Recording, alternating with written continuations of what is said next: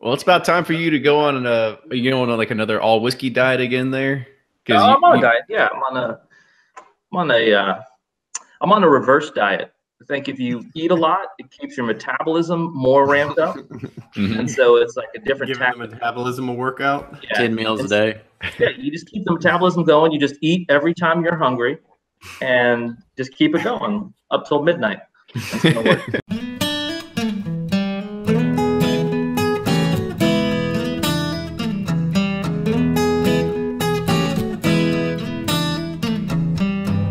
This episode of Bourbon Pursuit is made possible through listeners like you, supported through Patreon, and with partnerships brought to you by the following.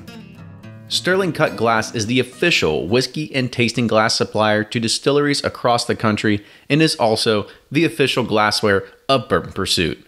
They are offering free etched samples to whiskey societies nationwide.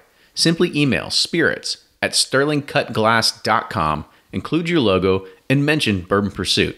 Take a look at their online catalog with Glencairns, Copitas, rock glasses, decanters, and more at bourbonpursuit.com and click on the banner for Sterling Cut Glass.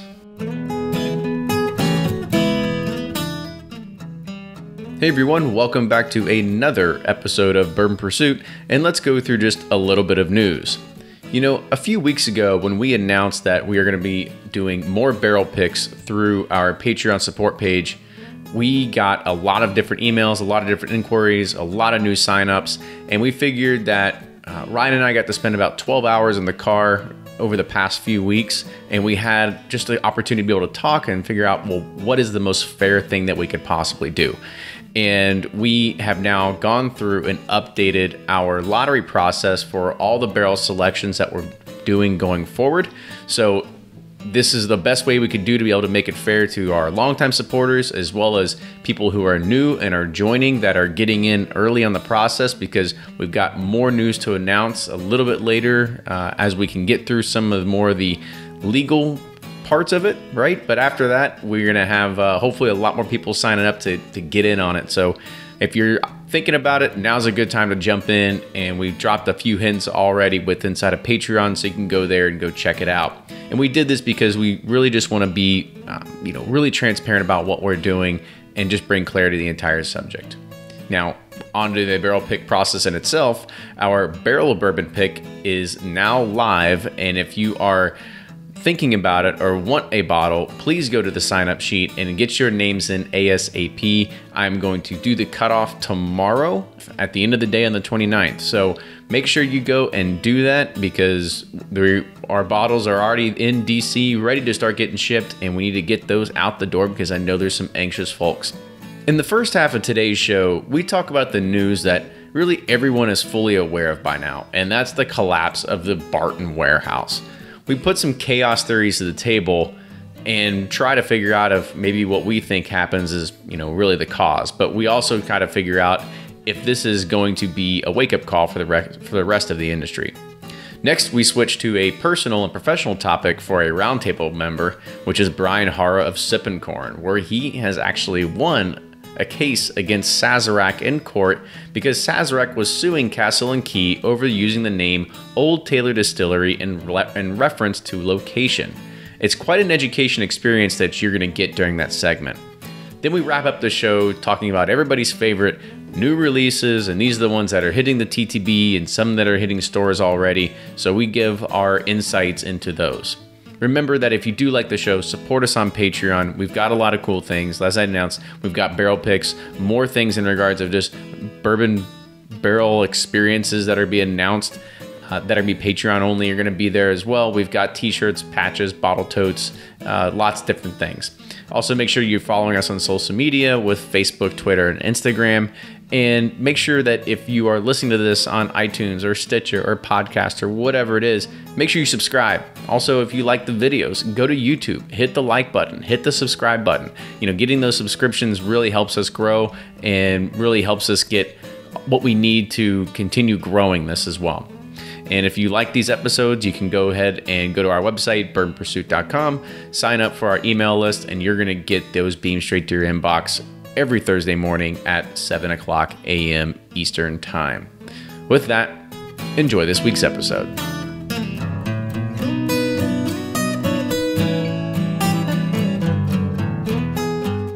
Welcome back to another episode of the Bourbon Pursuit podcast, the official podcast of Bourbon. This is the 22nd recording of the Bourbon Community Roundtable. It's a crowd favorite and always a fan favorite because we've got bloggers, we've got some podcasters, just Ryan and I usually, but we have bloggers. Yeah, who blogs? They're like C-list celebrities in the bourbon world, right? But they're getting there. They're getting there. No, I'm just kidding. But this is always great because we've got a lot of good information to kind of go through tonight in regards of latest news of what's been happening. We're also starting to hit the front end of the announcements for bourbon releases that are starting to come out because of things that are starting to hit the TTB, and people start getting really antsy about what's going to be coming out, and there's a lot of things to talk about. And I think more or less is going to be a lot of what we do best, which is speculation and guessing, right? Because that's all we can really do when it hits there. We can just talk about what we can expect to see from it.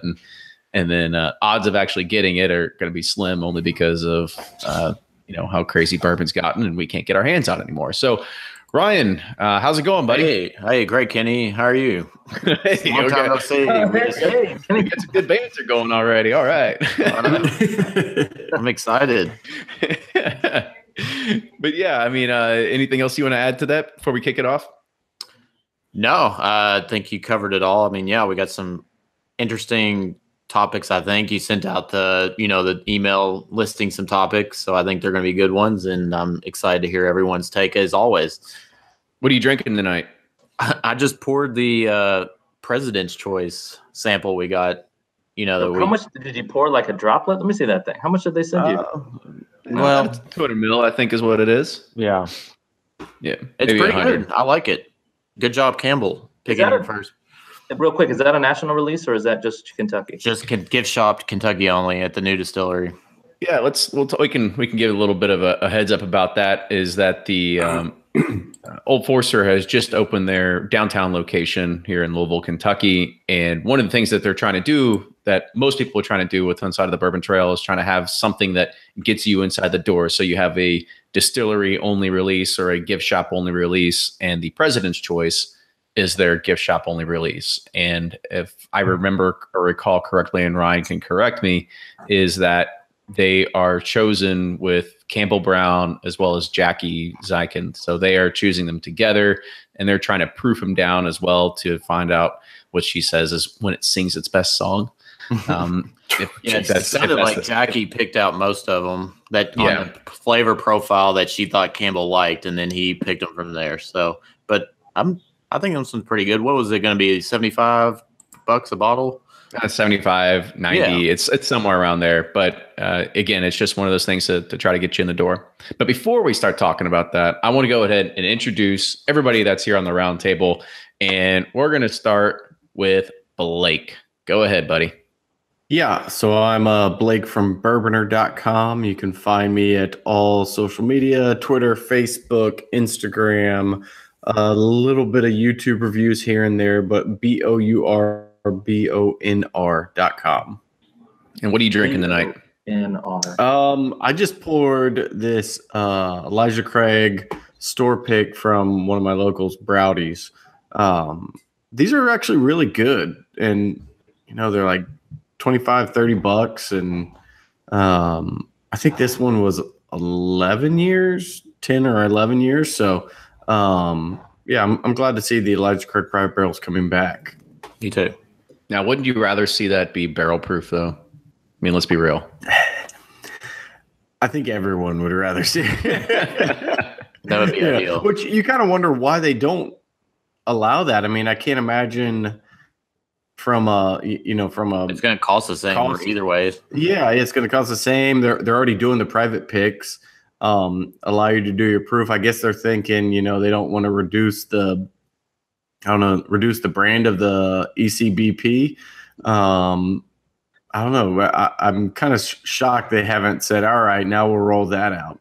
But then maybe, if they do the barrel proof on those, and then some of them aren't 12 years, and there's some confusion there on the Elijah Craig barrel proof still being 12 years. Who knows? Maybe we'll see that one day. If only we knew someone at Heaven Hill we could throw that suggestion to. I know a few people.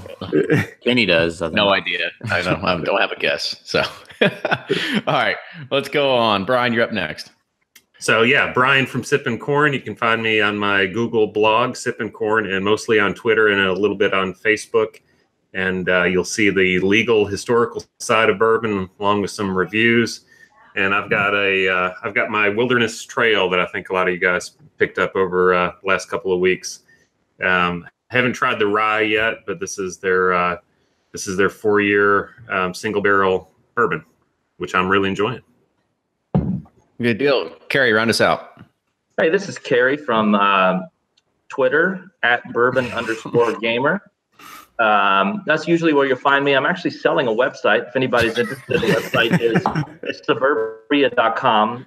It's got a lot of Google links, a lot of great articles you can write off of to get some publicity. I don't use that site anymore, so it is for sale. Just send me a PM. And yeah, you'll find me online. And I'm drinking Henry McKenna right now. And then I'm going to finish. I got, in honor of 1792, I got some Bourbon, which has nothing to do with 1792, but it reminded me of them. Somewhat in the same family of brands, so close enough. Yeah. So I guess that's going to be a lead-in for our first story tonight, because it's the one that I know we got to talk about it because it is news, and it's probably old news by now for pretty much everybody within the industry, or anybody that even it is somewhat familiar with. There you go. What happened? We talked about. Yeah. There was an accident. Yeah.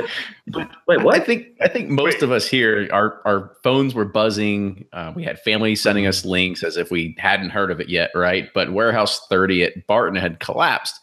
So I guess first we'll go around and see who got the most texts or links that were sent to them. Because Carrie, you actually posted something funny on Bourboner about a game, right? Yeah, I said tonight you got to take a pour of bourbon for every time a friend or family member sent you a link to the article. I probably was in the 8 to 9 range between, friends that I've made through bourbon channels and then non-friends, non-bourbon friends, just regular casual friends or family members that are like, wow, did you see this? And it's like yesterday they sent the link. I'm like, wow, that's really interesting. I had heard of that, but yeah, it's like with something, bourbon related news like that comes out, it fascinates people, I think. Mm-hmm. And they know that you're into bourbon and they can't wait to share it with you. And I got to make it act like that's the first time I've seen it from everyone. But yeah, I mean, if a dozen or so people probably sent me a link. It shows you how your friends and family view you, because one piece of bourbon information hits the mainstream and they're like, oh, well, I know who I got to share this with. My alcoholic cousin who's writes and talks about bourbon way too much. All the time. Yeah. Well, and did you have to drink twice if they did the joke about there's going to be the warehouse collapse surviving 1792? Or link the picture of the bottle. Yes. Yeah, exactly. I actually had more people asking me, man, do you think you could get some of those barrels? I'm like, I doubt it. I doubt they'll, those are either gone or they're just going to go back into another warehouse. I don't think they'll let me drive my truck up there and just load a couple in the back and drive off really quick. Yeah, it's not like they're damaged like couches that fell off of the back of a truck or something, right? Like these barrels can they can survive a lot. Like most of them are going to be just fine. I would say probably the majority of them are, except the ones that are busted and that are leaking into the river, right? Somebody said they're calling this type of loss the gopher share. Me and Kenny were driving back and the local news were like, we've been having reports of a barrel or whiskey warehouse falling down. We got reporters on their way. And I'm like, what are they going to do? Get there and be like, yes, it's falling down. Yeah. We confirmed it. That's the drones. That's where the drones came in. I was going to say, have you never watched your local news? That's what they do every single night. There's been a crash. Okay, well, we're standing out here on the side of the highway, and it's true. There is a crash. It does look massive. You kind of forget how big those warehouses are until you're like, oh, my gosh, that is a ton of barrels sitting on the ground. That's only half of it. Yeah. It was funny. I was playing golf. Sorry, go ahead. How many warehouses does Barton have? Like 7 or 8? No, they have like probably over 10, probably 15. Oh, really? Okay. They've got 45 acres worth of land over there, right? So they've got lots of room. And that's what I think people don't realize. There's so much talk on social media about, oh no, like I can't believe like what's going to happen, bourbon shortage, and everybody that's in here knows that's a drop in the bucket. Like most of it's brandy, because the bottom at Barton, only the first 5 floors are bourbon, the rest are brandy up on top. Other way around. What's the brandy brand? Brandy's at the top, yeah. Or brandy's at the top, yeah. Sorry. What's the brandy? You do bourbon tours and you walk around these rick houses that they're like, oh, this is 200 years old or 150 years old. You look at them, you're like, God, if any one of these things collapses, I'm dead. Like anybody in that warehouse, thankfully nobody was in there, but if anyone was in there, I mean, there's thousands of tons of weight that will just destroy you. So it does make you think a little bit about the really old brick houses and through them. And, now might be running through the end of it, as we go in there, like, I don't want to be in the middle of this collapse. Well, it's funny. I play golf with an engineer that you can trace it back, but he does work on warehouses. But I was like, what the hell happened? He's like, oh, we know what happened. But it sounded like that some other contractors were used, and I don't know. That's just speculation, but they didn't listen to the original engineers. Yeah, didn't Bourbon Truth write a post back in 2015 talking about some beetles that were causing issues, and it sounded like Barton was ignoring it, and yeah, that's exactly what you're kind of leading me up to. Is there was that article, and anybody that is a fan of the show, they can go back and find that previous podcast that with Bourbon Truth. We didn't really talk about it, but yeah, there was an article back in 2015. A lot of people linked to it on social media, and it just talked about these beetles essentially that eat through wood and leave these traces. And also talked about how they were doing tours in some of these warehouses. They had some people that were sort of, I'm going to say the wrong word. It's like entomologists or whatever, basically like bug. That's right. Entomologists. Very good. Yeah. So basically bug doctors that were saying that, like it's pretty much unsafe to be doing tours through here, to be doing anything like that. But it comes with a huge cost to be able to actually get rid of these beetles, because you actually have to empty out the entire rick house. You have to, basically fog it out or do whatever you can to get rid of the infestation. And then you have to replace all the beams and everything that these beetles have eaten through. And then you got to roll everything back in the rick house, right? So they're talking like, I think like there was up to like $250,000 like per rick house is what it was looking at, maybe more than that. And so a lot of people just kind of turned a blind eye to it. And now they're going to have to build a structure to support the existing warehouse to get all the existing barrels out and then repair the warehouse. So let's see which one costs more. Yeah. Yeah. What do you do with all those barrels now? I mean, leave them out like tornado warehouse surviving? Like let them just, where you put it all? And now they're getting fines because about like 1,000 fish have turned up dead in the river. So I read that from Janet Patton today. Yeah. A lot of my friends on Facebook, because I am from Bardstown, I have a lot of friends but anyways, they're posting pictures of it like, screw Barton, they're killing our fish. That's where my I grew up fishing and all this stuff. So. Look, those fish because it's leaking into the water. Those fish went out as happy as they could have possibly gone out. Okay, they're not on the end of some hook in a fish fryer. They went out happy as can be. So I don't feel bad. Yeah, and like to go back to your question that you had asked earlier, it is Diageo that actually has a contract with Barton there where they store whiskey. Somebody put it on here. Fleischmann's Brandy is the actual one. Yeah, so yeah, I was actually just there doing a barrel pick last week and got to talk to Josh, and thankfully I wasn't there that day because there would probably have been a little bit of chaos, but. You could have been first one reporting on the scene. I could have. It's Kenny from Bourbon Pursuit. We're live here. Just like hustling out to the field real quick. Be like, yo, gotta check this out. Yeah. But like Gary McCord or Flaherty. I'm live here with like about a tornado or something. So what did they say about the brandy? I kind of cut you off. Oh, nothing. It's just they're just contracted through Diageo to keep aging brandy there. And then, like I said, Ryan, I think had it backwards. So like the top top floor fours at the rick houses are actually $17.92. The bottom ones are brandy. I don't really know where very old Barton's actually within that mix either. I didn't really ask those questions, but now we have something to talk about next time. But with that, at least we're glad that everybody was safe. Nobody got hurt. But I think for sure. Good. We could have been much worse. Yeah, I think it's just gonna be a wake up call to the rest of the industry that I think maybe they should go ahead and just pay somebody to go out there and tap a few beams and make sure that it's not going to fall over, right? So the Busics are going to make even more money, or the Blinkos. Yeah. So speaking of Sazerac. Yeah, there you go. Nice transition. I know, right? It's like, man, everything's just flowing tonight, guys. Like, I just meant I was going to pour some Bowman. That's all I meant. Good deal. So let's go ahead and talk about this little next piece because it involves one of the closest members of this roundtable. So on June 14th, 2018, one of the panelists here on this roundtable actually countersued Sazerac and won. A quick summary of the decision kind of goes as follows. Will Arvin and Wes Murray are the guys that are behind Castle and Key's venture. And even though Marion Barnes is really the one we see on Instagram all the time. But during the period they were renovating, it was commonly referred to as the Old Taylor Distillery, or that spot formerly known as the Old Taylor Distillery, because they were still coming up with a brand name or trying to figure out some way of how you recognize it. Sazerac was not happy with this and eventually sued them for, I think, and he's going to probably correct me here, whether it was defamation of the name of Old Taylor, saying that it caused some brand confusion. So I'm going to let Brian sort of take it over from here and kind of give us a little bit of a recap of really kind of how this all sort of transpired and maybe some more of the nitty gritty details. And we'll ask some tough questions along the way here. Sure.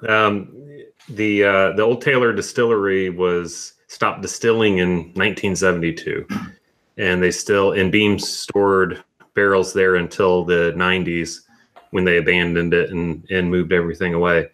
And anyone who had been out there, and I know a lot of folks in Kentucky have been out there. It's kind of was the thing to do.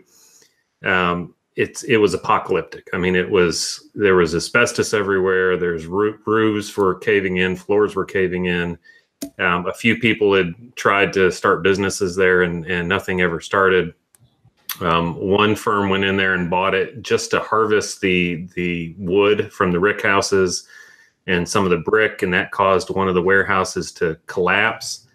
So it was just a mess, and no one wanted to touch it. But Will Arvin and Wes Murray came in, and they sunk a ton of money into it and got the asbestos abatement folks out, and they repaired the roofs and the floors, and they've started Castle and Key. But Sazerac didn't like that they were referring to it as the historic Old Taylor Distillery. They didn't like that the sign was still above the front door that said the Old Taylor Distilling Company. They didn't like that the limestone had been carved on the side of the castle saying the Old Taylor Distillery 1887. They didn't like that one of the warehouses had 20-foot high letters that said Old Taylor. And so they got sued for trademark infringement. Because Sazerac bought from Beam, bought the Old Taylor name in 2009, and then of course have started that's bottom shelf, but they started the E.H. Taylor brand back up, and they said it was trademark infringement. And last year, the district court disagreed and dismissed the case. And a couple of weeks ago, a week and a half ago, the Sixth Circuit Court of Appeals agreed.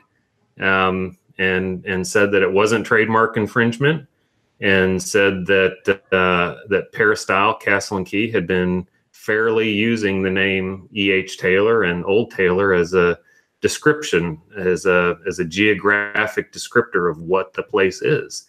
And that's not trademark use. That's fine to do. A lot of people can imagine that the big guys with deep pockets can make it hurt for the new guys. And fortunately, we were able to turn the tables, and now we're comfortable in being able to say that this is the Old Taylor Distillery. This is the history that happened there. This is what E.H. Taylor did there, and it's not trademark infringement. I guess kind of, I mean, you don't have to, and also I need to pre-warn everybody, like if we ask a question and Brian is not legally or liable able to say it, then he doesn't have to answer this, right? So let's just make sure that we're ahead of this and we're not just oh, Brian, quit being a dick and just tell us, right? You know, like it's a little bigger than that. Yeah. This isn't Judge Judy. Yeah. So, I mean, I guess was there like some sort of thought process that as soon as they bought this, that like they expected people to go and start carving off the, as you had said, those big signs that say the Old Taylor Distilling Company, like right off the side in the limestone? Like what was their expectation? Like, I don't know how you could even say that. Well, I don't think you can. And they didn't want the signs up, and that really creased them. And it's, you can't change history. I mean, there's a lot of people know that E.H. Taylor has history at the place that's now Buffalo Trace. It used to be the OFC, the Old Fire Copper. That's essentially all gone except for the Bourbon Pompeii thing that they've been uncovering lately. But he's got some history there, no doubt. They've got history there.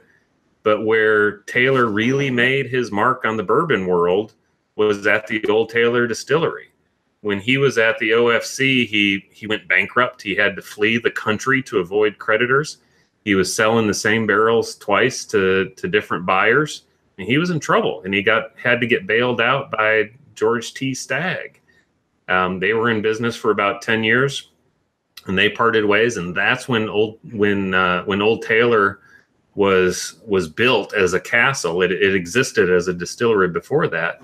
But E.H. Taylor got together with his sons and built a new distillery there, the castle. And that's where he sponsored the Bottle and Bond Act. That's where he made the brand that's known today as the Old Taylor brand. That's where he really made history. That's where he invented bourbon tourism by the way he built that distillery and the castle and the pergolas and he was bringing tourists in by train. He had a railroad station there called Taylorton Station, and he brought people in, and it was a destination spot. I mean, he's the guy who started bourbon tourism. He's responsible for that. Now we're comfortable in talking about that history. So talk about what the Lanham Act is, because there was a link that was from the Open Circuit Court judge that you had actually sent us. So kind of give some background about what that is and sort of how that played a role into all this as well. Sure. Trademark law started with bourbon. I mean, it went hand in hand with bourbon. And as a shameless plug, in November of this year, you can find a book called Bourbon Justice that talks about the development of trademark law. But that was what we call common law. That's just where law sort of develops on its own through the courts. And the Lanham Act is a federal statute that really took over from the common law, and it defines what trademarks are and what trademark infringement is and what fair use of a name is that doesn't get you into trouble for trademark infringement. And so what Sazerac alleged here was that Castle and Key violated the Lanham Act, which is essentially trademark infringement. So whenever you hear Lanham Act, think trademarks. And if there's ever a complaint about the Lanham Act, someone is alleging that a trademark has been improperly used, which is what we call infringement. Okay. So I guess there's a few good things that actually got brought up within the chat, which is probably good to run by you. One, Joshua Smith actually said, you don't see Heaven Hill going after Diageo, even though they have a 100-foot tall smokestack with the name Old Fitzgerald on it, right? Because they own that. That's exactly right. And that's something that I brought up to the district court judge. I used that very example that he mentioned, that Heaven Hill isn't doing that. And when you go to Stitzel-Weller, they have a sign about this was Pappy's office. And you get to say that because that's a historical fact. You get to leave up the road that Stitzel-Weller is on is Old Fitzgerald Road. And you've got the Old Fitzgerald smokestack. You don't need to take any of those things down because those are historical locations and geographic places and true, accurate facts. And so there's some more that's going on between Kevin and Josh, and they're sort of talking about the Diageo actually owning Bulleit and kind of having that tour and calling it the Bulleit experience at Stitzel Weller, right? And having that sort of name, even though Weller in the name is actually owned by Sazerac, right? Right. And so Josh was saying that apparently there was also some scuffs that happened with the Blade and Bow release. So was there something that happened within Diageo and Stitzel Weller at that point, or sorry, Diageo and Sazerac because of the Stitzel Weller name? Well, and it went beyond that too. I forget which Orphan Barrel release it was, but there was one that was distilled at what at the time was called the George T. Stagg Distillery, and I remember was it Forged Oak? Yeah, that might have been that would have been old enough to be that. And I remember reading, not really hearing anything confirming it, but reading that Sazerac was bent out of shape about that. But again, it's a geographic fact. You can say where something was distilled, and you can use the Stitzel Weller name because that's a place. And Luxco did this too for a while with their Rebel Yell brand. I remember when they first came out with Rebel Reserve, the back of the label said distilled under the old Weller tradition. They're even using the name. It's a historical fact. You get to say that. You can't call your brand Old Weller, but you can talk about what the historical background is. And so before we actually started the recording and press publish, you had also mentioned something that Sazerac sort of does that you were actually able to bring up, and the fact that if you look at the Old Taylor bottle today that sits on the shelf, they actually have an image of the actual Old Taylor Distillery still in the bottle, right? So kind of talk about that and how that played into the case as well. Yeah, so if you guys want to lean over low to the bottom shelf and look at a bottle of Old Taylor, you look in the background, right? Man, yeah. He's not even being more attacking. Kick a man while he's down. Jeez. You'll see an image of the castle. If you've been to Castle and Key or seen any pictures, you kind of know what the outline of the castle is. And if you look at the background of an Old Taylor bottle, you can see the peristyle Castle and Key castle. It's an image that's on there. So one of the counterclaims in the case was that if anyone's causing confusion, it's Sazerac who's causing confusion by their what's called trade dress, by what they have on their label. They're showing an image of a distillery that doesn't distill Old Taylor. And if anything is going to cause confusion, it's that. Castle and Key's not causing any confusion because it's only using the name in a historically accurate geographic sense. So before we keep going down this rabbit hole too far, was there something that you looked at with all these arguments that was sort of like nail in the coffin? Like, that's it. Like, we've got this. Like, is there one of those defining moments for you? Well, it was really early on. I had a post right when the complaint was filed that I put up, and I identified right away that this is history. And what I said in that early post was, you can't erase history. And that's all Castle and Key has ever done, is use the Old Taylor name and E.H. Taylor in a historic geographic sense. And it's fair to do that. It has to be fair to do that because you can't change what history is. I mean, it gets to being the verge of Orwellian when you start rewriting history. It's like if somebody were to sell an apple at a store, then Apple can come in and say, we have the name Apple, right? Because you're selling an apple. Right. I got Great analogy. Way to chime in. I love it. Now, question on this. Do you think it was something, with like the George T. Stagg and Sazerac didn't seem to go after Diageo on that? Do you think it was something where Sazerac thought, hey, you know what? These are smaller guys. We can just kind of win this one pretty easy and be done with it and keep going? Or does this kind of set up for future lawsuits when the smaller guy realizes, oh, no, we don't have to just kind of roll over and take the signs down?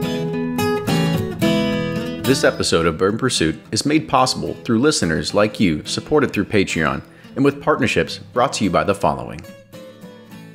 Sterling Cut Glass is the official whiskey and tasting glass supplier to distilleries across the country and is also the official glassware of Bourbon Pursuit. Sterling has contracted with the finest European crystal factories to bring the best quality glassware into their Kentucky warehouse and production facility. If you've been following us on social media, you'll see how their deep etched glassware is truly the best in the industry. I know because I searched up and down the internet to find out who was the best. Come to find out, Sterling Cut Glass supplies almost all the distilleries on the Bourbon Trail, and they're also the official glassware of the PGA Tournament and the Kentucky Derby. Make your logo shine on Capita nosing glasses, Glencairns, neat tasters, rocks, tumblers, and more. They're offering free etched samples to whiskey societies nationwide. Simply email spirits@sterlingcutglass.com, include your logo, and mention Bourbon Pursuit. Take a look at their online catalog by going to bourbonpursuit.com and clicking on the banner for Sterling Cut Glass. Do you think it was something where Sazerac thought, hey, you know what, these are smaller guys, we can just kind of win this one pretty easy and be done with it and keep going? Or does this kind of set up for future lawsuits when the smaller guy realizes, oh, no, we don't have to just kind of roll over and take the signs down? Well, I tell you, I can't guess what Sazerac's thinking. Yeah. I can look at the other threats and lawsuits that Sazerac has filed, though. And one of those, I showed the bottle that I'm drinking tonight, Wilderness Trail. Some people might remember that its first name was Wilderness Trace. And Sazerac objected to that they were using the name Trace, which to me is either a generic name or at least an accurate name of what they call trails, the old animal trails. But Wilderness Trace decided not to fight and to change their name to Wilderness Trail. And there's other cases that Sazerac filed. I mean, they sued Brown-Forman for their Tennessee Fire because they thought it was too close to their cinnamon whiskey. They sued a Canadian whiskey that was called Bison Ridge, because they dared use a name or I guess an image that looked like a buffalo, or another word that people don't know the difference between a bison and a buffalo. And so they sued them. There's a lot of lawsuits out there by Sazerac, and a lot get and they win a lot. The only ones I'm aware where Sazerac loses were when they had Ridgewood Reserve, and Brown-Forman beat them on that because of Woodford Reserve. And then when they left the Kentucky Distillers Association and they still tried to use the words Kentucky Bourbon Trail, they weren't allowed to do that. So they're pretty active in litigation. Just get along. I mean, it's just bourbon. Come on. I agree. I mean, the Castle and Key should have been embraced by Sazerac. Yeah. There's shared history there. I think they both benefit by using that shared history. Just like, there's a lot of cooperation among the distillers, and this would have been a perfect time for more cooperation. Eric Rogue has, or Rogie, I can't say his last name properly, but he has one more question before we start moving on here. And it says, do you think Sazerac has the most lawyers in bourbon? Ooh, tough call. My guess is probably Diageo. Yeah. Can I make one point real quick, just so people, I think most of the time when people think Sazerac, they think Buffalo Trace, right? Because Buffalo Trace is the most. I think Fireball. Well, Brad, besides you, because you drink that all the time. But most people think Buffalo Trace probably and think Mark Brown and those guys. Those guys have nothing to do with it. There's a corporation of people who I don't even know if they're probably down in New Orleans or something. But I know that BT are some good folks, and when this kind of stuff goes down with Sazerac, I hope people don't get the reputation that it's Buffalo Trace doing this stuff when it's some other greedy people and some other place. So I don't know. That's just kind of the way I feel about that is I think sometimes probably the employees themselves are kind of sitting there and they know that it's making news that Sazerac is suing for a name they don't even use anymore. And it's like, it gives them a bad rap. But at the end of the day, there are some really rich people trying to get even more rich and using their power hunger to try to do stuff that's not even necessary. Yeah, I think you're probably right. I doubt it's Freddie or anybody else like that. It's over at Buffalo Trace that's actually working there day in, day out. Susanna and Bo. Harlan's pretty cutthroat. He told me I was going to die. He told you that on episode 2, right? Yeah. He's like, "What do you do for a living?" And I was like, he's like, "That will kill you." And I was like, "Thanks a lot." Oh man. All right. So we'll wrap it up with if anybody else has any more law questions they want to kind of talk about this case or anything else you want to throw by Brian, because this was great, and hopefully he doesn't need to go and make any quick last minute annotations to his book he has to release to slide this one in. I hope not. I've got the proof right now. So I got a question, Brian. Yeah. So when Castle and Key bought that, and they obviously did bought and they probably did a very extensive trademark search. Why wouldn't that have been brought up then, I guess, when they were originally buying this property or whatever? Well, it's two separate issues. You've got trademarks on the one side and you've got geographic facts on the other. So Castle and Key has never used those names, Old Taylor, E.H. Taylor, as a trademark. It's not going to be on any of their whiskey bottles. They're not going to call any of their bourbon anything to do with Taylor. So it's really just defining the geographic location. It's using it as a descriptor. Gotcha. So it's you never do a trademark search because you're not using it as a trademark. Gotcha. Last question that's coming from Druther007. So did Sazerac have to pay Castle and Key attorney fees? Was there a settlement that you can talk about? No. It's really, really hard to get attorney's fees in the United States. The basic rule here is that each side pays their own way. And in a case like this, that's really disappointing. Because you've got one side with a lot more money than the other, and both have to pay their own way. So really, the only thing that came out of it was just basically the way that says okay, we were right all along. That's it, right? Yeah, and so we get to say we were right from the beginning, and we get to tell people the history, and we get to leave the sign up, and it costs us a shit ton of money, and the money's out the door. Yeah. Good for them. And you said they're not using any names. They're not, using anything that's really, on that trademark side. So there's really no reason for them to work cautiously. Who's this guy? Who's this guy? Hold on. I didn't want to interrupt Brian. He was really on a roll there. Nick, get yourself in real quick.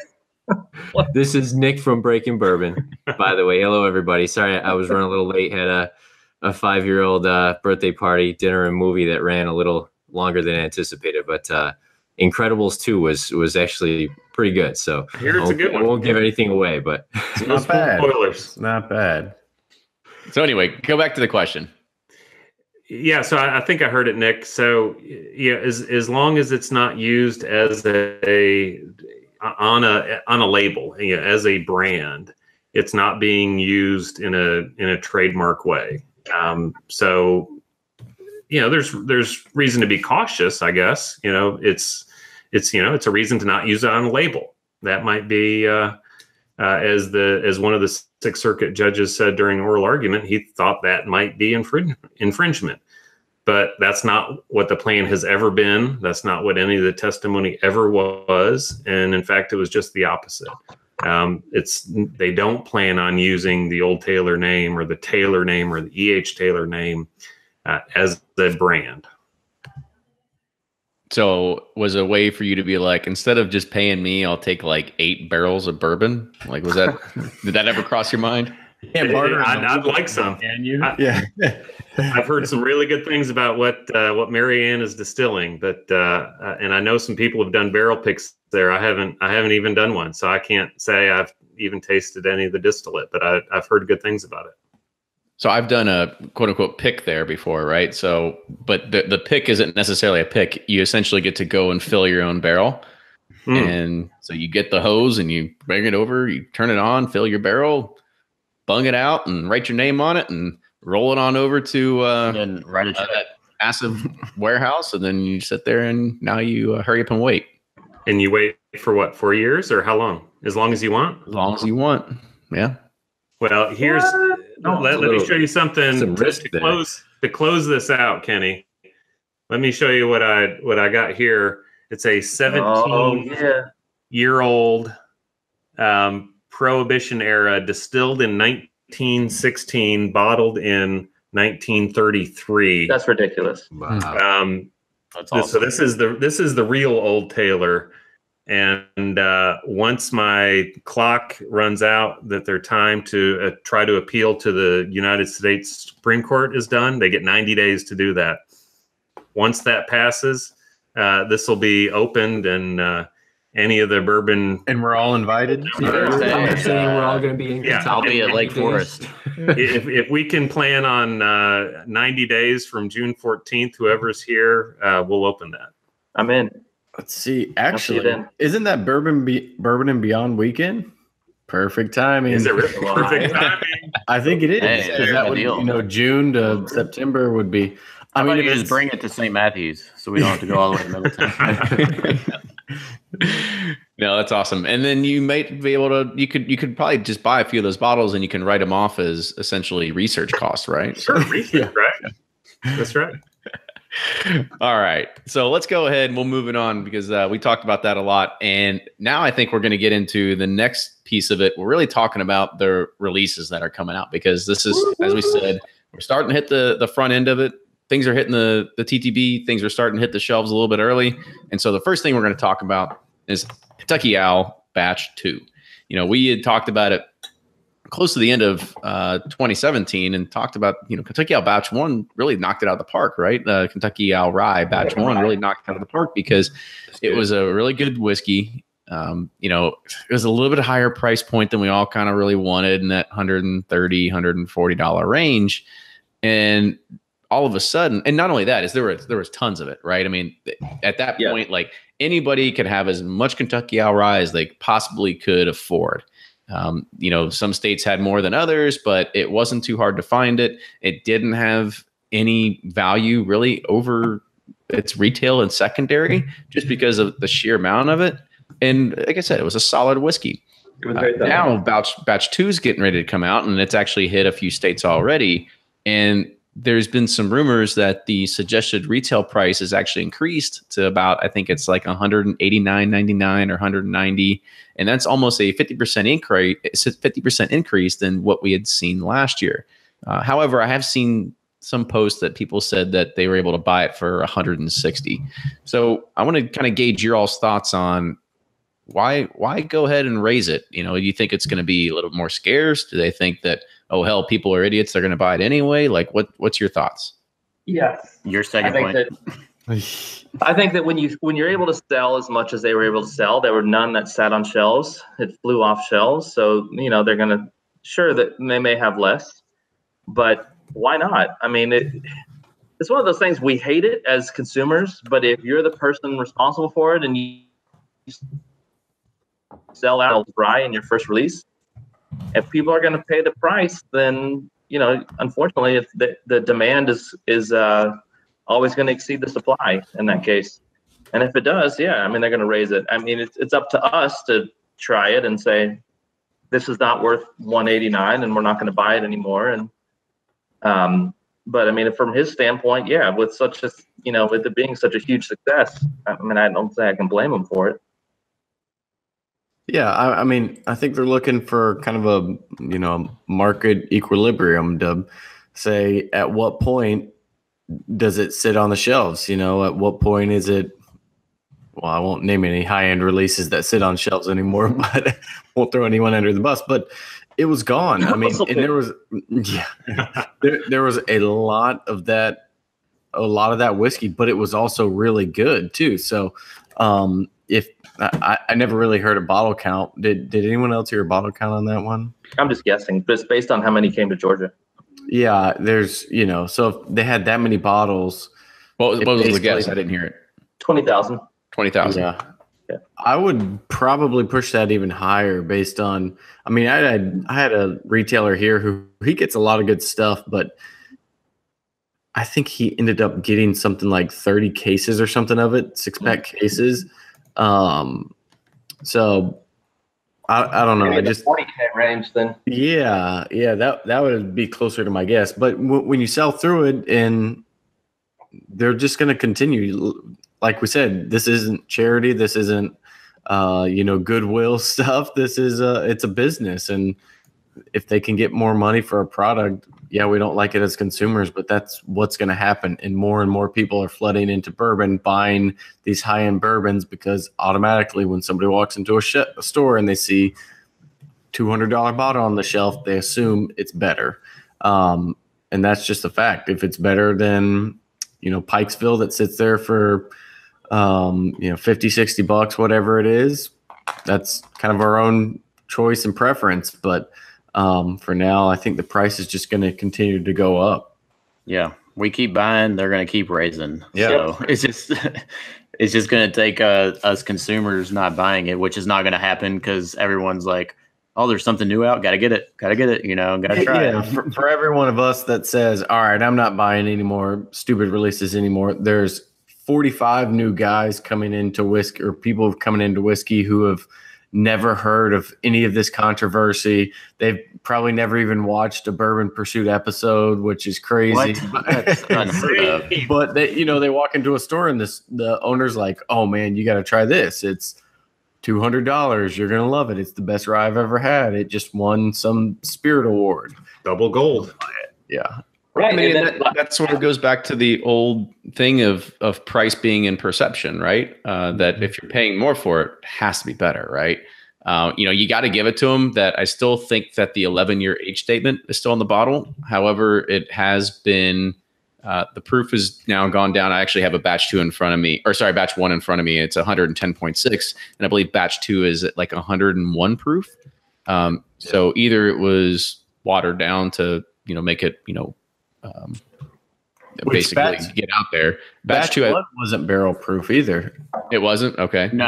It started at like 130 proof. Come on, I think Kenny, it was. Guys, I don't have a memory like you all do, okay? Like 130 proof or something. So it's kind of interesting that they would drop the proof some, because I'm assuming, but I assume they kind of played around with it a little bit. It reminds me of Old Fitzgerald and this fancy bottle that came out, and everybody went and sapped up these bottles at 130 plus retail. And then you finally opened it and you tried it and you're like, God, that's not that good. Yeah. But it didn't matter.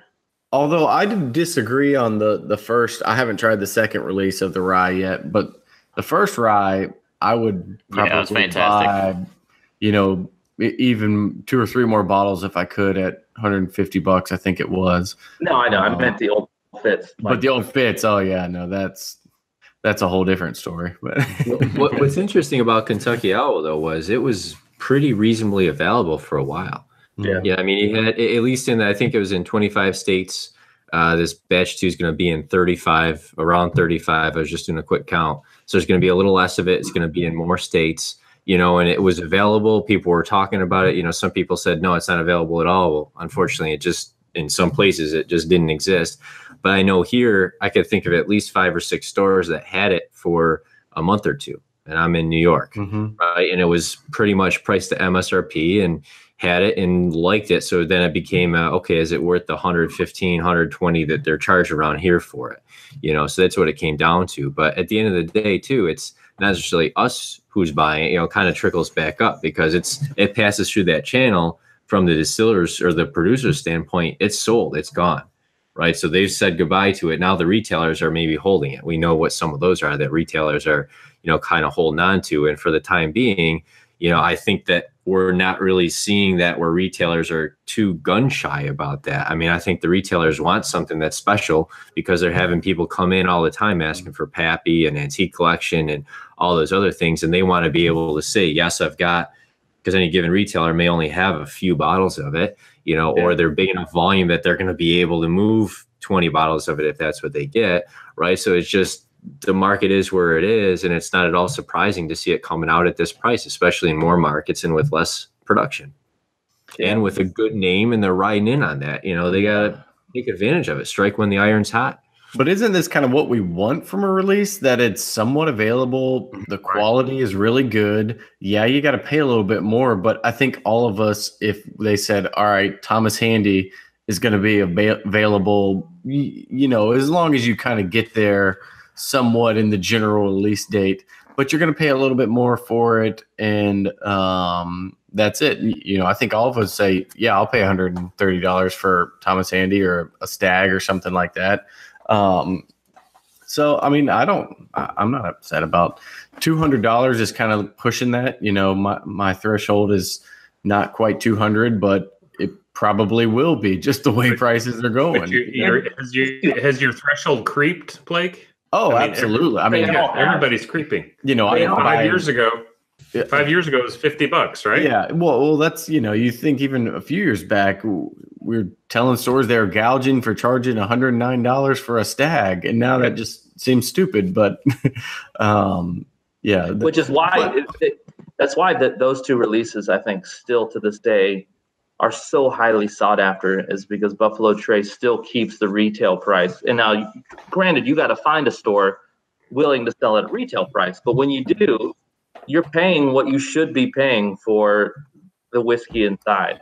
If Eagle Rare 17, if you can get that for under $100 these days, I mean, it's an awesome deal. Saz 18, and even if you can get a Pappy 15 at what 109 was retail this year, and you open and actually drink it, I mean, there's value inherent in that. So you look at these other releases, these other people that try to keep up, and like I look back at Whistle Pig and the Old Fitz and all these releases, the PHC 11, the Parker's Heritage last year, the 11 year. I mean, it was good, but $130 for essentially Elijah Craig barrel proof. I don't know. To me, it's like younger. Yeah, a year younger, and it's just we pay for it because we think it's going to be the hottest thing. The fear of missing out always drives the bourbon world, is the fear of missing out. 100%. But how odd is that too, that we expect something good like that to be gone immediately? I mean, think about Scotch, think about the other, you go in and there's $200 bottles, there's $2,000 bottles. I mean, they're there all the time. Sometimes the same bottles. I know people that are buying that regularly, and that's what they drink, but in bourbon, it's like, oh, there's a $200 bottle. It's sitting there. It might have been there a month or whatever, but we expect it to be gone immediately because there's just nothing up in that tier.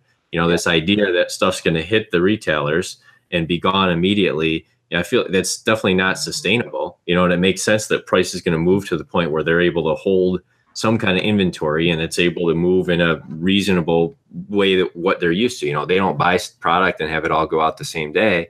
They expect to hold product for a while, and they expect for some high end like that to not get sold, probably the day that it comes out, unlike bourbon, which is just an anomaly to me. Bourbon is not even about shelf anymore. It's not about the shelf items unless it's a store pick.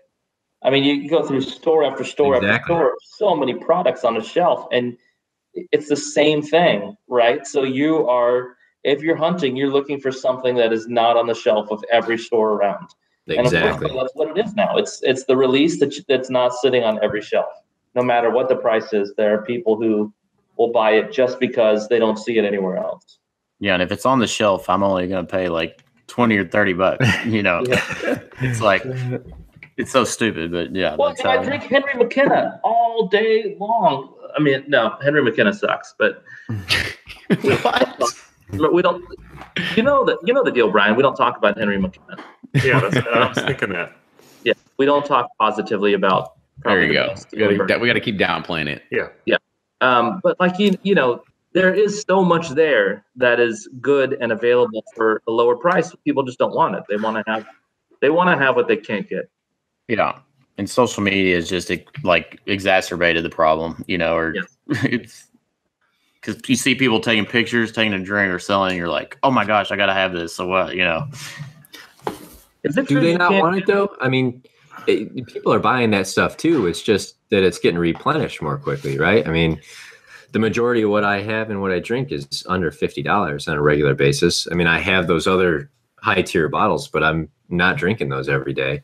So I think sometimes, I know I had that, I guess, newbie fever at one point where they could point me in the direction of anything that was expensive, and that's what you bought or that's what you wanted because you felt like it was rare and it was going to be gone. But I feel like that is fleeting. That does go away, outside of the people that are maybe flipping and taking advantage of that on the long term. I think at some point people they get it the same way that we do, and you start to look a little more seriously at that. I think that initial run is short. It's just we're seeing a lot of people come into it quickly. So there's a constant new flow of people that, they just point them to something that looks fancy and has some good reviews and is expensive, and they're going to buy it. All right. So before we run out of too much time, I want to kind of continue this because let's face it, let's be real. All of us are going to go out. We're going to buy a Kentucky Out Batch 2 because we need to fund these roller coasters that are being built at the Stoley Park. It's going to happen. And just face it. Yeah, Kenny, I need you to buy some so I can buy one from you.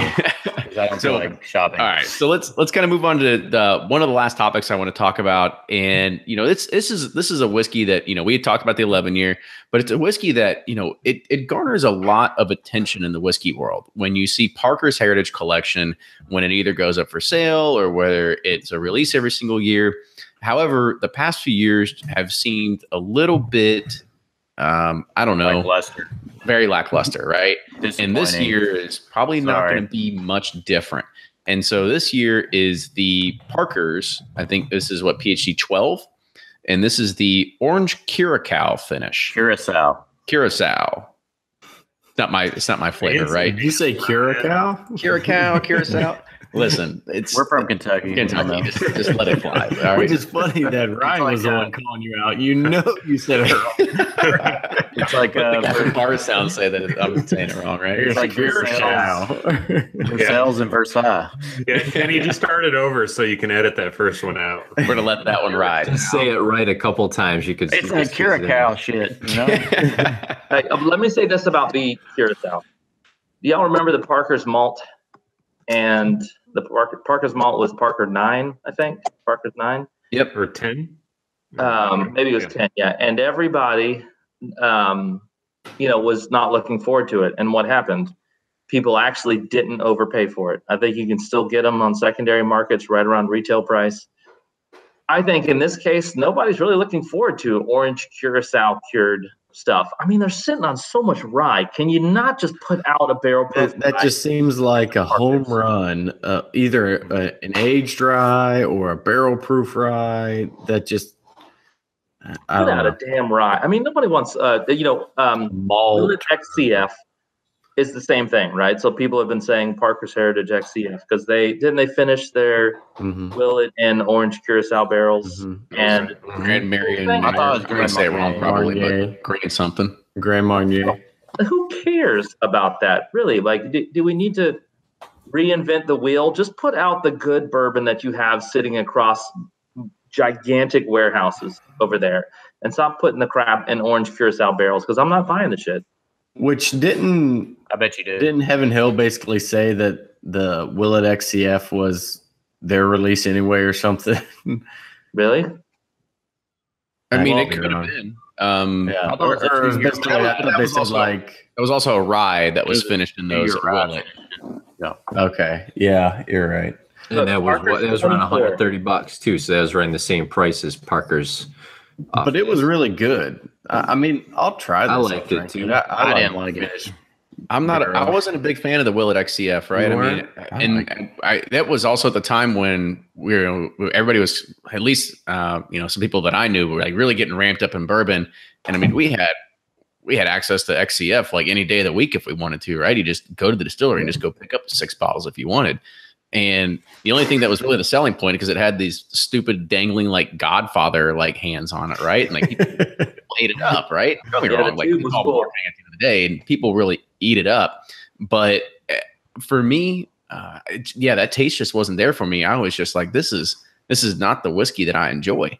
And don't get me wrong, there's people that do, and good for them. But for me, that's just not my bag. So I just wish, like Carrie said, just put out. The Heaven Hill juice from 8 to like 15 years is so good. Why not just do a really good barrel? 24. No. That's bad. No, it's not. It's crazy.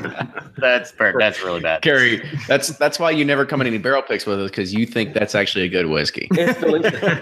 It's absolutely delicious. It is polarizing. There are people who either love it or they hate it. There are a lot more people that love it than you would think. And I think it's a fantastic whiskey. Well, anyways, just like you said, do an 8 to 12 year or something like, gosh, just do something so simple but so good. A barrel proof, the best Elijah Craig barrel proofs out there, or Henry McKenna ones. They got so much of it. Just do that. Keep it simple. Keep it simple, stupid, right? If you look at a lot of the early releases of Parker's, the 27-year, you've got blend of mash bills. You've got some of these that they're just epic. Well, I hate to use the word epic, but people dug them. But I think the problem is that, well, A, you kind of had to think about doing that years ago if you're going to release it. But B, I don't know if their strategy is that they don't want to do the same thing twice, right? And so that could possibly be it too. Well, then bring a rye. They haven't done a rye. Do the rye. Yeah. Bring a rye. Well, I hope they listen to this podcast and then they'll be like, well, damn it, why didn't we think of that first, right? I'm sure they're like, idiots, we have this planned out 10 years in advance. The rye's coming in 2023, but we've got 14 different finishes before that. So. I mean, they've done the wheat, for crying out loud. Give us a rye. I mean, I was a big fan of the wheat, but give us a rye. I'm with you guys. I told Bernie Lubers. Don't call him Bernie Lubers. It's Bernie Lubers. Orange. I told him y'all need to do a rye. He said, I don't have any control. I'm like, bullshit, man. You're a big dog over there. Listen to the people. You gotta wonder why they're not, though. I mean, is it just timing? Do they think they're going to get more out of it by delaying? What's their read on the market? Because they know they could drop one and people would be all over it. Yeah, but they know people are going to be all over it no matter what, because everyone wants the lineup. I mean, they could say, hey, it's PHC White Dog. It's going to sell out, guaranteed. So, still not going to sit on a shelf. I mean, it is a cool bottle, right? Like it's a pretty sweet looking bottle. It's cool to have in your collection. Oh, it's my favorite one. I love the Parker's bottles. I will say they're relatively easy to get where I am. I always have a crack at it around MSRP. It's unlike a lot of other stuff that's coming out now that disappears immediately. But for whatever reason, people just aren't after it. So that is refreshing that it's not too crazy, at least in some places. Although we get Four Roses releases here like a year after they release. So go figure. They're always they're very easy to stack too, unlike Old Forester birthday bourbon. I have shelf space with this stupid fat bottom bottle. So there's a few good comments that are coming here. Joshua Smith said maybe we'll get a Parker's Heritage. It'll come in like an orange juice carton. Capri Sun. Let's see. Chris Haynes said we need that 16-year rye finished in crystal Pepsi casks. Yeah, the clear Pepsi. Yeah, Pepsi free. Yeah, it's all going to be sugar free for sure. So last one that I want to hit on, because I know we're creeping up in that hour, but this is one we have to talk about because it's Booker's. Like, everybody loves Booker's because it's cask strength, it's unfiltered, it's uncut. But the Booker's 30th announcement that originally came out saying it was going to be a 16-year. But Blake actually sent an email out this past week. He got some clarification from Fred. And so I'm going to let him kind of give us a recap of really what's happening with this release. Yeah, so I should pull this up just so I don't screw anything up. But basically what they said was, hey, we're tasting it and it's not that great. We decided that we're going to add in some 9-year, and now it's going to be comprised of about 70% 9-year bourbon, 30% 16-year. Just got a little too over oaked. Which is interesting. I could see if they said, hey, we're going to blend in some, but 70%, that's a pretty wide margin to be off by. But I don't know. It's a little bizarre to me. And so what I'm thinking happened was, and I've kind of talked to a few people, and they're basically saying like, yeah, I'm not sure how that's got through the first round of testing because it was just way too woody. not that great. So it is kind of cool that they would pull back and say, hey, look, we're going to blend some in here as great as 16-year-old would have sell. But you kind of get, of course, everyone's going to come out and say, oh, they're going after more money. I don't know if they're going after more money, but I guarantee you every retailer, every distributor in the country, once they announced it, said, I'll take 4,000 cases. As many as you can send. Yeah. And then they realize, oh, man, now we've got a product that is not that great, and we don't think it's that great. We've got 40 times the demand of bottles we have with just the 16-year-old. They're in a really tight spot at that point. So I think this was kind of a way to try to save face of, hey, let's blend in some of the 9-year, and not really blend in some of the 9-year. Let's blend in some of the 16 to a 9-year-old product, get something we like, have much more of it to sell. So I don't know. It's a little disappointing that we don't get to see what a Booker's 16-year-old tastes like. But it sounds like it didn't taste good. So I don't know if we should be disappointed in that. You don't see that a lot from a giant like Beam. Beam's $1 billion market cap. They're one of the biggest. To see them kind of backpedal like that just seemed a little funny. So I don't know if maybe somebody jumped the gun on the release or what, but you're going to have people who automatically come down on, oh, the accountants got involved. And as an accountant, I take offense to that because, bean counter, we don't screw everything up, but no. So I think it was a mix. I think I said this in the post. It's still the release I'm most excited for this year, no matter what. The last 3-4 Booker's limited editions have been some of my favorite whiskey release. So we'll see what it tastes like. I mean, that is true. They have a pretty good pedigree of putting out pretty good releases for Booker's, and I think they probably want to continue that streak, right? I don't think they want to become the next Parkers at this point. Maybe blue curacao for that 16 years, not orange or blue. And that's kind of the thing. And I think I don't remember if I put this on Twitter, but if you think about it, if they just would have come out and said this Booker's 30th is going to be a blend of 9-year-old barrels and 16-year-old barrels, everyone would have still been really excited. It's the fact that they put it out and then pulled back on it a little bit. You think about it like when the Al Youngs came out and it's like there's a 23-year-old. Well, there was maybe 2 barrels of a 23-year-old in there, and just itty-bitty little ounces. 2 gallons left of it. But everyone was talking about, man, there's 23-year-old OBS. Was it OBSK or I forget what it was, but anyways, it's in there. So they kind of would have had that same deal if it would have come out initially that, yeah, it's going to be a blend of 70% 9-year-old, 16 year, or 30% 16-year. But the fact that kind of came out, backtracked, that just gives the public perception a little different spin. Robert, go ahead. I hate to say, Robert Daly had a pretty funny comment. It said, "Nothing says let's celebrate our 30th year like releasing a 9-year-old bourbon." Well, sorry, Ryan. Go ahead. Well, everyone wondered why the Knob Creek lost its 9-year-old age statement. They had to save up. Yeah, but hey, what about Russell Reserve 2002, man?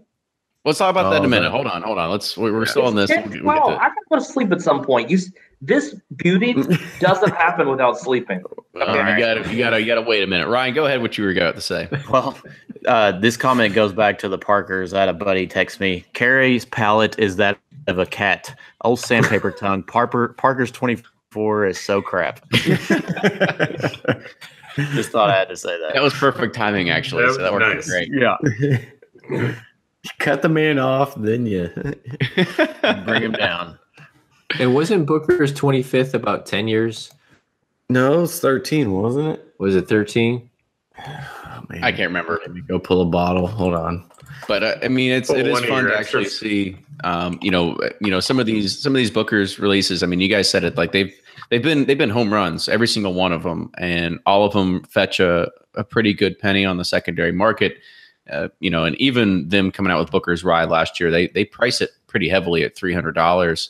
And people ate it up. There's probably some hesitation in some people, but at some point the secondary market's going to let you know exactly what you have here, because the word's going to get out. So I hope that by being able to add in these 9-year-old batches that they are able to, extend the product a little bit more, but as well as make it pretty good. So Booker's 25th, 9 to 11.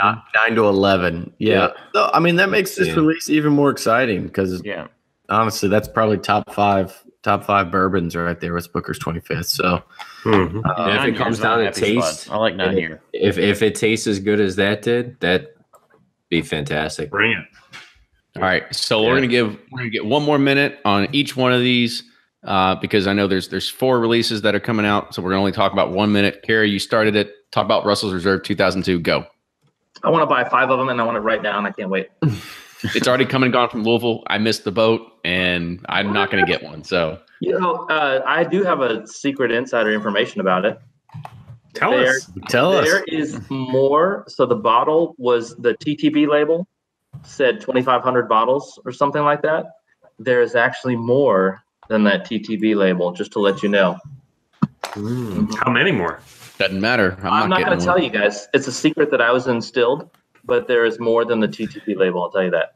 Well, they're gone from Louisville, so Kenny and I are out and riding. Bye-bye. Yep. I'll have to drive down to Atlanta, because apparently they're just plentiful. They just sit on the shelves, right? Well, I have 7 right now, so I'm trying to buy the 8 and 9. Yeah. Aren't they like $500? I don't know. I'll trade you a round table Buffalo Trace for it, Carrie. Yeah. No, I sold all those mine. are worth 140, right? I sold all mine. I don't need any more.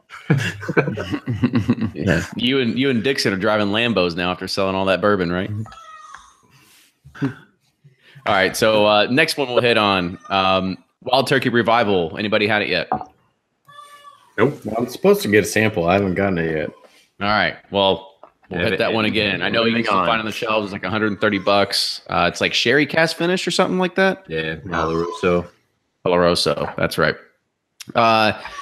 Next one that's starting to hit shelves pretty much everywhere. I think people are really starting to eat it up. Is just Knob Creek Cask Strength Rye. It seems to be pretty plentiful. People are digging it. I like it a lot. Hard to go wrong with a cask strength rye. Yeah, I did a Knob Creek rye pick, and we had like 5-6 barrels to choose from, and they were all really, really good. They're doing something right there on their rye. So when you do those rye picks at Knob Creek, aren't they only like 6 years old or something like that? They're not old. Some were 5, some were 6. Yeah, pretty young, but and they were all about high 120s on proof. Mm-hmm. But all really, tough to choose from. All really good.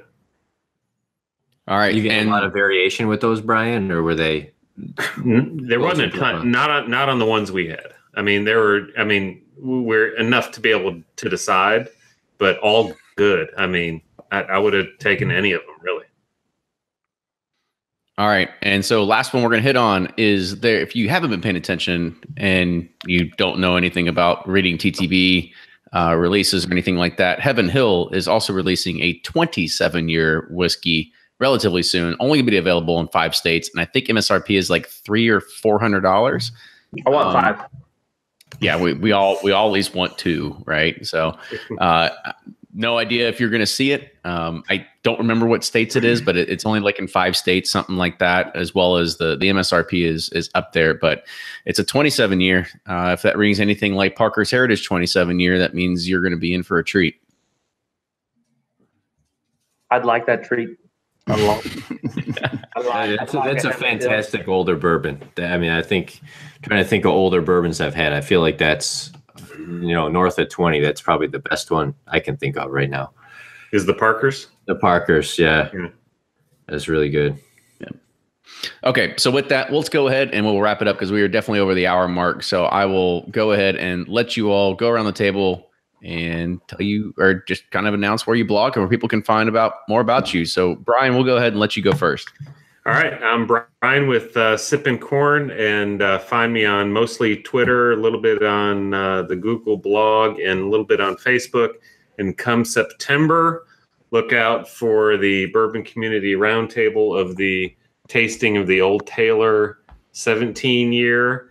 And in November, look out for my book, Bourbon Justice. Thanks, guys. How can we keep Sazerac from appealing? You got to hire him, feed him bourbon. Exactly. Hire me. I'll give you some advice. How do we find the addresses of their attorneys? Yeah. All right, Nick, you chimed in. You're next. All right, so I'm Nick, one of the three guys behind Breaking Bourbon. Find us online at breakingbourbon.com, Twitter, Instagram, Facebook at Breaking Bourbon, and check us out on Patreon, patreon.com/Breaking Bourbon. And you join the party too. We're all doing barrel pick clubs, right? Yeah, it's it's the party's fun, so why not join in? Just newly launched, so check it out. We've got a little bit different kind of program than you guys are running, but I think they're all fantastic. I don't think you can have too many single barrel picks. It's just a fun thing to do, and I think sometimes that's where you discover a lot of the best stuff that's also not $160 a bottle necessarily. Sure. So absolutely. Exactly. And everybody loves a good review from Breaking Bourbon. You guys are totally in depth. So I think a lot of people trust your palate. So definitely go and check those guys out. Carrie, you're next. So, hey, this is Carrie. My blog is writing is difficult when you're only one guy.com. And you can find me. Actually, you won't be able to find me because I'm selling my website. I'm going to make money and I'm going to buy a Parker's Heritage and maybe a couple of them. But you can always find me trolling people, bourbonart.com, or on Facebook, Bourbon Art Group. And, of course, on Twitter, at @bourbon_gamer. And feel free to send me an invite for Fortnite if you want. Thanks. So you don't have time to write blog posts, but you have time to play Fortnite. That's. I think I saw that his kids are away at camp for the summer, so he's got a lot of free time. I do. That's a lot of fun. I'm actually surprised you're wearing clothes tonight, so I appreciate you putting on a shirt for us. I don't have shorts on or pants, but I got shorts on. Let's wait till we end the podcast. Blake, go ahead and wrap it up. Yeah, so I'm Blake from Bourboner. All the social media channels, Twitter, Facebook, Instagram, BOURBONR.com. You know how I know Blake has twins? I saw him chugging coffee and bourbon within like 20 seconds of each other.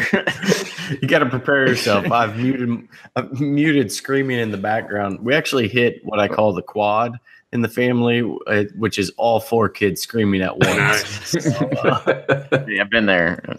You saw me go to and from a room. That's probably why. You're gonna need to sell some of those bottles and get a different floor.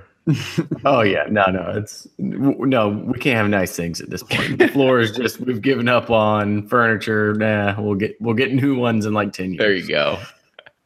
Good deal. So fellas, I want to say thank you again for joining tonight. We had a lot of good discussion. I think we actually have more points we could say for next time because, you know, one of the things that we didn't even talk about that is coming out relatively soon are 1792 bottled and bond single barrels. So expect those to start hitting markets relatively soon as well. So that's going to be very, very fun. Don't you dare yawn, Carrie. I actually picked one. Okay. It's going to be delicious. I'm sure that extra 8 proof is going to be huge.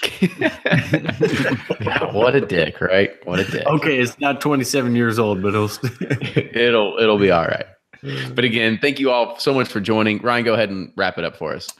Guys, thank you all for joining us. I know it takes a lot of time to come in here and chat about bourbon for an hour and a half. So appreciate you all taking the time as always. To everyone listening, we're not here without you, so I appreciate you all listening in and keep giving us ideas, show suggestions, feedback. We love bringing content to you guys, so keep it up.